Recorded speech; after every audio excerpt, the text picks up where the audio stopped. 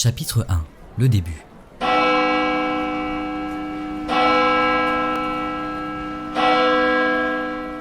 Il était une fois l'histoire d'un garçon. Fils de Catin, disait-on dans le village. L'enfant avait été déposé devant l'église vers 18h59. Du moins, c'est à cette heure-ci qu'on l'avait récupéré. Cette histoire avait fait cancaner ces dames et ces messieurs un moment. Plus ces dames que ces messieurs d'ailleurs. Puis le temps passa, jusqu'à ce que tout le monde oublie l'existence de l'enfant. Cela faisait environ 9 ans qu'il vivait à l'église quand un couple à l'apparence fortunée passa par là. La femme, Madame Hudson Victoria, le voyant couper les arbustes à l'entrée de la maison dite de Dieu, lui demanda ce qu'il faisait avec de si grands outils à son âge. Il se tourna vers elle avec ses yeux verts, son air malin, ses cheveux mi-blonds, mi-bruns, et lui répondit « Des trucs chiants, dame !» Surprise, elle sourit en se tournant vers son époux. L'enfant venait de la toucher, elle, avec tout ce qu'elle était. Elle, avec sa dureté, son sens aiguisé des affaires. Son mari aussi avait le sens des affaires. Alors, avant même qu'elle n'ait eu le temps de formuler la moindre question, il lui dit « Hors de question, on n'a pas le temps pour cela. »« Alors pourquoi avons-nous essayé d'en concevoir ?» lui rétorqua-t-elle. En effet, il y a quelques années de cela, Monsieur et Madame Hudson désiraient agrandir leur foyer. Victoria se voyait même avec une fille et un garçon. Elle s'imaginait faire des nattes à la petite et lui apprendre à gérer les affaires afin qu'elle puisse soutenir son frère quand il en hériterait. C'est ainsi que Madame Hudson voyait les choses. Dommage pour les plans de Victoria, car les années filèrent et jamais la vie ne lui offrit d'enfant.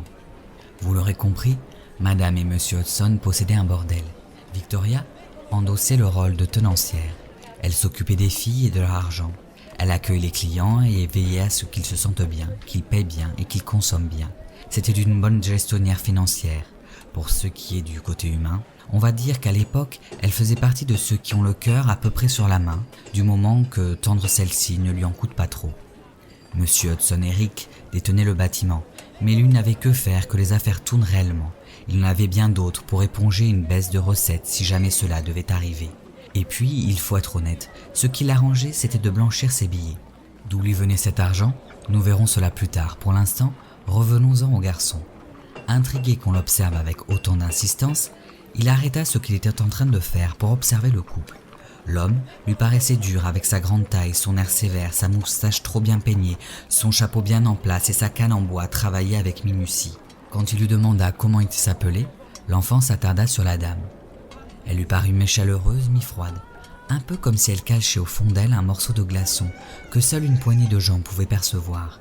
Le reste du monde restait aveuglé par sa jovialité, son sourire, ses blagues et sa bonne humeur parfois jouée.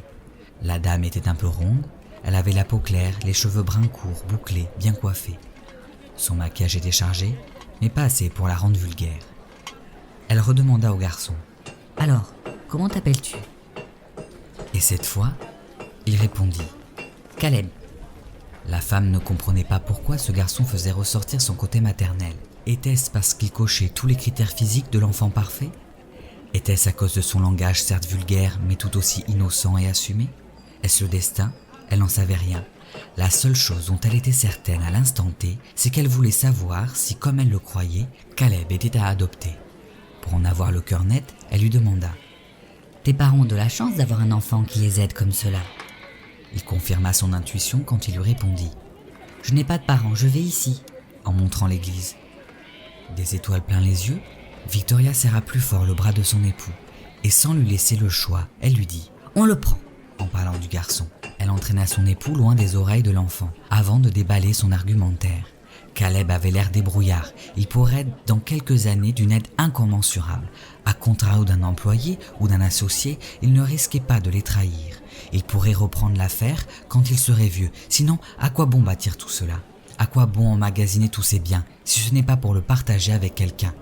Elle en était persuadée.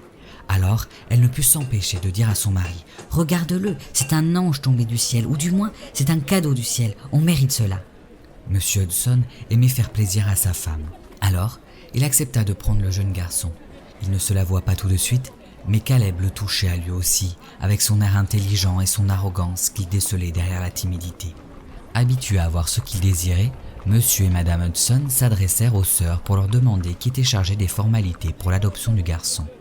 et après avoir déposé une certaine somme sur le bureau de la religieuse en charge de gérer ce genre d'affaires, le couple partit avec le petit. Il ne le savait pas, mais ce jour-là, s'il était allé couper les haies une demi-heure plus tard, Caleb aurait eu une toute autre vie, car la famille venue le visiter il y a de ça une petite semaine était en route pour le chercher dans l'après-midi. Le sort en était ainsi.